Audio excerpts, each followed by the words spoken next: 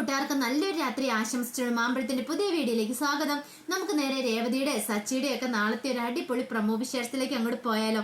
നാളത്തെ പ്രമോ വിശേഷത്തിൽ കാണിച്ചിരിക്കുന്ന പറഞ്ഞിട്ടുണ്ടെങ്കിൽ സച്ചിയുമായിട്ട് വഴക്കിട്ട് വീട് വിട്ടിറങ്ങുന്നുണ്ട് രേവതി. അതിന്റെ വിശേഷങ്ങൾ അതോടൊപ്പം തന്നെ രേവതി വീട് വിട്ടിറങ്ങാൻ പോകുന്ന സമയത്ത് രവീന്ദ്രൻ ആ രേവതിയുടെ കുറച്ച് കാര്യങ്ങളൊക്കെ പറഞ്ഞ് രേവതിയെ വീട്ടിൽ പിടിച്ചു നിർത്താനായിട്ട് ശ്രമിക്കുന്നുണ്ട്. അപ്പൊ അതൊക്കെയാണ് നാളത്തെ വിശേഷത്തിൽ കാണാൻ പോകുന്ന പറഞ്ഞിട്ടുണ്ടെങ്കിൽ ഇന്ന് തന്നെ നമ്മൾ അവസാനം കണ്ടു. എല്ലാവരുടെയും മുന്നിൽ വെച്ച് രേവതിനെ അപമാനിക്കുകയാണ് സച്ചി. സുധി അങ്ങനെ ഒരു കാര്യം ചെയ്തുകൊണ്ട് ഇവളെന്റെ തലയിൽ കയറിയത് ഞാൻ ഒരിക്കലും പ്രതീക്ഷിച്ചില്ല ഇവളുടെ കല്യാണം കഴിക്കുന്ന, അതുകൊണ്ട് എന്റെ ജീവിതം പോയെന്നൊക്കെ പറഞ്ഞപ്പോ രേവതിക്ക് ഭയങ്കര വിഷമമായിരുന്നു. പിന്നീട് മുറിയിലേക്ക് വന്നതിന് ശേഷം രണ്ടുപേരും അവിടെ കിടന്ന് വഴക്കുണ്ടാക്കുന്നുണ്ട്. അവസാനം രേവതിയോട് പറഞ്ഞു, നീ ഒന്ന് പോയി തരാമോ ഈ വീട്ടിൽ നിന്ന്, നീ എന്ന് വന്ന് കയറിയതോ അന്ന് തുടങ്ങിയത് എന്റെ സ്വസ്ഥതക്കേടെന്ന് പറയണം. പെട്ടെന്ന് രേവതി, ഓഹോ അപ്പൊ ഞാനാണല്ലോ എല്ലാത്തിനും കാരണക്കാരി, ഞാൻ ഈ കുടുംബത്തിലാണ് ഉള്ളതുകൊണ്ടാണ് നിങ്ങളുടെ സ്വസ്ഥത നശിച്ചല്ലേന്ന് ചോദിക്കുന്നുണ്ട്. പിന്നീട് സച്ചി പറഞ്ഞു, അതുകൊണ്ട് തന്നെയാ എനിക്ക് നിന്നെ ഇഷ്ടമില്ല, ഞാൻ നിന്നെ ഇഷ്ടപ്പെടാതെ കല്യാണം കഴിച്ചേ. നീ അങ്ങനെയല്ലോ, നീ എന്നെ ഇഷ്ടപ്പെട്ട് കല്യാണം കഴിച്ചല്ലേ, നീ വീട്ടുകാരുടെ സമ്മതത്തോടു കൂടി തന്നെയല്ലേ എന്റെ കഴുത്തിൽ താലി ആർത്താൻ വന്നേ. അപ്പൊ നിനക്ക് അറിയത്തില്ലായിരുന്നോ എന്റെ സ്വഭാവങ്ങൾ ഒന്നെന്ന് ചോദിക്കണം. രേവതി പറഞ്ഞു, നിങ്ങളുടെ സ്വഭാവം എനിക്ക് പണ്ടേ അറിയായിരുന്നു, പക്ഷെ എന്റെ അമ്മയ്ക്ക് വേണ്ടിയിട്ടാണ് ഞാൻ നിങ്ങളുടെ മുമ്പിൽ കഴുത്ത് കുനിച്ചു കിട്ടിയത്, അറിയാവോ. അതുകൊണ്ട് എനിക്ക് നിങ്ങളോട് കൂടുതലൊന്നും പറയാനില്ല. നിങ്ങളെപ്പോലെ ഒരുത്തിന്റെ കയ്യിലാണല്ലോ എന്നെ കിട്ടിയത്, പറഞ്ഞിട്ട് കാര്യമില്ല. കുരങ്ങന്റെ കൈ പൂമാല കിട്ടിയ എന്തൊരവസ്ഥയായിരിക്കും, ആ അവസ്ഥയാന്ന് പറയണം. സച്ചിക്ക് ഇത് കേട്ടപ്പോ ദേഷ്യം വന്നു. സച്ചി പറഞ്ഞു, അതെ നിന്റെ ഈ നാക്കൊണ്ട് തന്നെ ആടി നിന്നെ ഞാൻ വെറുക്കുന്നേ. അങ്ങനെയൊക്കെ പറഞ്ഞ് സച്ചിൻ ദേഷ്യം പിടിപ്പിക്കുകയാണ്. ശരിക്കും പറഞ്ഞ സച്ചിക്കാണ് ദേഷ്യമൊന്നുമില്ല, പക്ഷെ സുധിയോടുള്ള ദേഷ്യമാണ് രേവതിയോട് തീർക്കെന്ന് പറഞ്ഞിട്ടുണ്ടെങ്കിൽ സുധി ചെയ്ത് തെറ്റ്. അപ്പൊ അതുകൊണ്ടാണ് തന്റെ ജീവൻ നശിച്ചു, അതുകൊണ്ടാണ് രേവതിയോട് ഇമാതിരി കാണിച്ചു കൂട്ടുന്നൊക്കെ എന്ന് പറഞ്ഞിട്ടുണ്ടെങ്കിൽ അവസാനം രേവതി പറഞ്ഞു, ഞാൻ ഇവിടെ വീട്ടിൽ നിൽക്കുന്നോണ്ടല്ലേ നിങ്ങൾക്ക് ഇങ്ങനെ ഒരു കാര്യം ചെയ്യാം, ഞാൻ ഈ വീട്ടിൽ നിന്ന് അങ്ങോട്ട് പോയേക്കാന്ന് പറയണം. ശരി, നിനക്ക് പോകാൻ ഇഷ്ടമെങ്കിൽ നീ പൊക്കോ, അങ്ങനെയെങ്കിലും എന്റെ ജീവിതം ഒന്ന് രക്ഷപ്പെടിക്കുമല്ലോ എന്ന് സച്ചി പറയുന്നുണ്ട്. പക്ഷെ സച്ചി പ്രതീക്ഷിച്ചില്ല രേവതി പോകുന്നു. രേവതി പെട്ടെന്ന് എന്ത് ചെയ്യണം, തന്റെ ഡ്രസ്സൊക്കെ ഒരു ബാഗിനകത്തേക്ക് എടുത്ത് വെച്ചിട്ട് ആ വീട്ടിൽ നിന്ന് ഇറങ്ങാനായിട്ട് തുടങ്ങണം. അങ്ങനെ ബാഗിനകത്ത് പാക്ക് ചെയ്തോണ്ടിരുന്ന സമയത്താണ് രവീന്ദ്രൻ വന്ന് കഥയെ മുട്ടുന്നത്. അത്രയ്ക്ക് നല്ല ഒച്ചപ്പാടും ബഹളമായിരുന്നു മുറിയുന്ന കേട്ട്.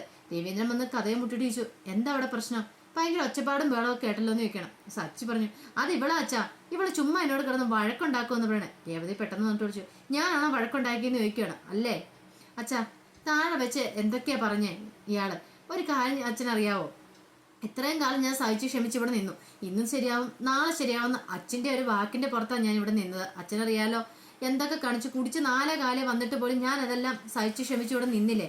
പക്ഷെ ഇപ്പൊ കാണിക്കുന്നോ, എല്ലാവരുടെ മുന്നിൽ വെച്ച് എന്നെ അപമാനിക്കേണ്ട കാര്യമുണ്ടോ.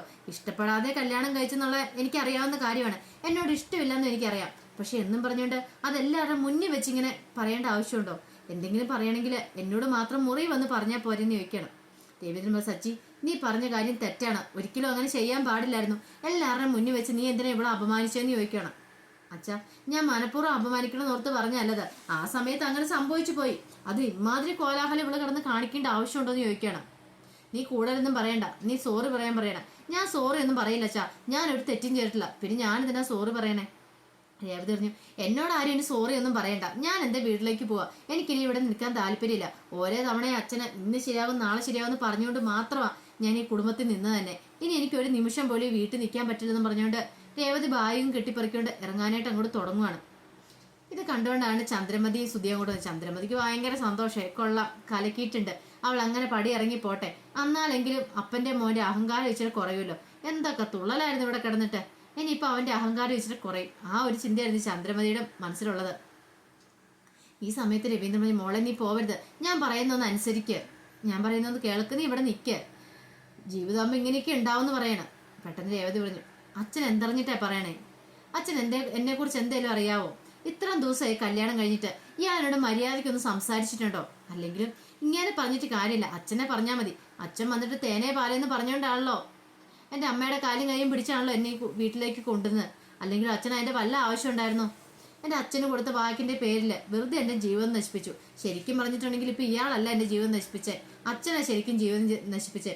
പൈസ കൊടുത്തിട്ട് അച്ഛൻ എന്നെ വിലയ്ക്ക് വാങ്ങുമല്ലേ ചെയ്തതെന്ന് ചോദിക്കുകയാണ്. ശരിക്കും സുധിക്ക് 50 ലക്ഷം രൂപ കൊടുത്തിട്ടാണ് സുധിയുടെ കല്യാണത്തിന് സമ്മതിപ്പിച്ചത് തന്നെ, അങ്ങനെയാണ് പെണ്ണ് കാണാൻ വന്നത് തന്നെ. അപ്പൊ അതോർത്തക്കുമ്പോൾ രേവതിക്ക് ഭയങ്കര സങ്കടമായിപ്പോയി. അച്ഛൻ എന്നാൽ ആ പണി കാണിക്കണ്ടായിരുന്നു, അതുകൊണ്ട് എന്താ ഇപ്പൊ എന്റെ ജീവിതം തകർന്നു, എനിക്ക് കുഴപ്പമൊന്നുമില്ല, ഞാൻ എന്റെ വീട്ടിലേക്ക് പോവാന്നൊക്കെ പറഞ്ഞ് രേവതി ചാടിത്തുള്ളി അങ്ങോട്ട് പോകുന്നുണ്ട്. ചന്ദ്രമതിക്കും സുധിക്കും ഭയങ്കര സന്തോഷമായി. പിന്നീട് കാണിക്കുന്ന രേവതി വീട്ടിലേക്ക് ചെന്ന് കഴിയുമ്പോഴത്തേനും രേവതി എന്ന് കഴിയുമ്പോൾ ലക്ഷ്മി അമ്മയ്ക്ക് പിന്നെ സങ്കടം വരൂലേ. ലക്ഷ്മി അമ്മ വെച്ച് എന്താ മോളെ എന്ത് പറ്റി, നീ ബാഗൊക്കെ കെട്ടിപ്പറിക്ക് എന്താ പോന്നേന്ന് ചോദിക്കുകയാണ്. എനിക്ക് പറ്റില്ല മേനി അവിടെ നിൽക്കാനായിട്ട്, എനിക്ക് അയാളുടെ കൂടെ ജീവിക്കാൻ പറ്റില്ലെന്ന് പറയാം. മോളെ കാര്യം എന്താന്ന് പറ, നീ എന്തിനാ അവിടെ നിന്ന് പിണങ്ങി പോന്നേ. പിന്നീട് സച്ചയെക്കുറിച്ചും അവിടെ നടന്ന കാര്യങ്ങളൊക്കെ പറയുവാണ്. ഇത് കേട്ട് ലക്ഷ്മി ഇത്രയുള്ള കാര്യം അത് നീ വിട്ടുകള, നിനക്കറിയാവുന്ന കാര്യമല്ല സച്ചയുടെ സ്വഭാവം. എങ്കിലും അവനെക്കുറിച്ച് നീ ഇങ്ങനെയൊന്നും പറയരുത് കേട്ടോ, അവൻ നല്ലവനാ, മനസ്സ് നന്മയുള്ളവനാ, നീ ഉദ്ദേശിക്കുന്ന പോലെയല്ല. നീ എപ്പം നോക്കിയാലും നീ അവനെ കടിച്ചു തിന്നാൻ ചെല്ലുന്നതുകൊണ്ട് അവൻ ഇങ്ങനെയൊക്കെ നിന്നോട് പെരുമാറുന്നേ. നീ ഒന്ന് സ്നേഹത്തോടെ ഒന്ന് പെരുമാറി നോക്കിയേ, അപ്പൊ അവൻ നിനക്ക് സ്നേഹം തിരിച്ചു തരും. ഇപ്പൊ നീ വീട്ടിൽ കാണിക്കുന്ന പോലെ എല്ലാവരോടും ഭയങ്കര ദേഷ്യത്തിൽ പെരുമാറുന്ന പോലെ അവിടെ ചെന്ന് സച്ചിയോട് ദേഷ്യപ്പെട്ടിട്ടുണ്ടെങ്കിൽ സച്ചിക്ക് അത് സഹിക്കുമെന്ന് ചോദിക്കുകയാണ്. അമ്മ ഞാൻ അങ്ങനെയൊന്നും അല്ല അവിടെ പെരുമാറുന്നേ, ഞാൻ അങ്ങനെ ദേഷ്യപ്പെടാറുമില്ല, പക്ഷെ എന്നോട് ഇങ്ങനെ കാണിച്ചപ്പോൾ എനിക്ക് സഹിക്കാൻ പറ്റുമെന്ന് ചോദിക്കുകയാണ്.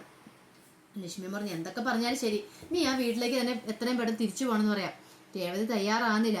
ഈ സമയത്താണ് അങ്ങോട്ട് നമ്മുടെ ശരത്ത് കയറി വരുന്ന. ടൂറൊക്കെ കഴിഞ്ഞ് ശരത്ത് ചേച്ചീനെയൊക്കെ കണ്ടു കഴിഞ്ഞപ്പോൾ ശരത്തിന് സന്തോഷം. എന്താ ചേച്ചി ചേട്ടൻ എന്തിയെന്നൊക്കെ ചോദിക്കുന്നുണ്ട്. പിന്നീടാണ് അറിയുന്നത് രേവതി കെട്ടുംപാടം മുറിക്ക് അവിടെ നിന്ന് ഇങ്ങോട്ട് പോകുന്നതാണ് സത്യം. ഈ സത്യം കേട്ട് കഴിഞ്ഞപ്പോഴത്തേനും ശരത്ത് പറഞ്ഞു ചേച്ചി സച്ചേട്ടൻ നല്ലവനാ, സച്ചേട്ടൻ കാരണം ഞാൻ ടൂറ് പോയത്. ചേച്ചി ഉദ്ദേശിക്കുന്ന പോലെ ഒന്നും അല്ല കേട്ടോ. ചേച്ചി അതുകൊണ്ട് വീട്ടിലേക്ക് തിരിച്ചു പോകാൻ പറയുന്നുണ്ട്. പക്ഷെ രേവതി ആണെങ്കിൽ പോകത്തില്ലെന്ന് ഒറ്റക്കാലം എല്ലാം കൂടെ നിൽക്കുകയാണ്, ഒരേ വാശി നിൽക്കുകയാണ്. അവസാനം ലക്ഷ്മിയും പറഞ്ഞു കാലി പഠിച്ചിട്ടാണെങ്കിലും ശരി, കാലി പിടിച്ചിട്ടാണെങ്കിലും ഞാൻ നിന്നെ അവിടെ കൊണ്ടേയാക്കാം, നീ അങ്ങോട്ട് ചെല്ലണം. ഇവിടെ നീ നിൽക്കാൻ പറ്റില്ല, കാരണം നാളെ നേരം പുറന്നു കഴിയുമ്പോൾ തന്നെ ആൾക്കാരൊക്കെ അറിയും നീ ഇവിടെ വന്ന് നിൽപ്പുണ്ടെന്ന്. പിന്നെ നാണക്കേടാവും. നിനക്കറിയാലോ നിന്റെ കല്യാണം നടത്താൻ തന്നെ ഞാൻ എത്രമാത്രം പാടുപെട്ടിട്ടുണ്ടെന്ന്. അപ്പോൾ ഇനി ദേവുവിന്റെ കല്യാണം നടക്കണം, ശരത്തിനൊരു ജീവിതം വേണം. നീ ഈ കല്യാണം കഴിഞ്ഞിട്ട് ഈ വീട്ടിൽ വന്ന് നിന്നിട്ടുണ്ടെങ്കിൽ പിന്നെ അവർക്കൊരു നല്ല ജീവിതം കിട്ടുമോ? അതുകൊണ്ട് നീ പോണം. ഇപ്പോഴാണെങ്കിൽ വലിയ കുഴപ്പമൊന്നുമില്ല, ആൾക്കാരൊന്നും അറിഞ്ഞിട്ടും കൂടി ഇല്ല. അവർ പറയുന്ന അനുസരിച്ച് നീ പോ രേവതി, ഞാൻ കൊണ്ടേ ആക്കാന്നൊക്കെ പറയുന്നുണ്ട്.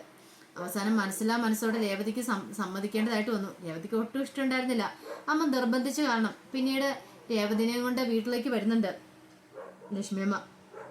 ലക്ഷ്മിയമ്മ പിന്നീട് വന്ന് രവീന്ദ്രനോട് പറയുന്നുണ്ട് എൻ്റെ മോൾക്കൊരു അബദ്ധം പറ്റി ഇറങ്ങി വന്നാ ക്ഷമിക്കണം എന്നൊക്കെ പറഞ്ഞിട്ടാ കൂട്ടിക്കൊണ്ടേ ആക്കുന്നേ പറഞ്ഞിട്ടുണ്ടെങ്കിൽ.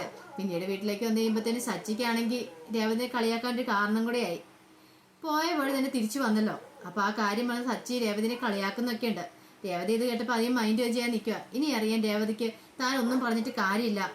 സച്ചിയോട് എത്ര പറഞ്ഞു പറഞ്ഞാലും സച്ചി ഇതന്നെ തുടർന്നുകൊണ്ടിരിക്കുമെന്ന് അറിയുകയും ചെയ്യാം. പക്ഷെ സച്ചിയുടെ മനസ്സെന്താന്നുള്ള സത്യം രേവതി ഇതുവരെയായിട്ട് മനസ്സിലാക്കിയിട്ടില്ല.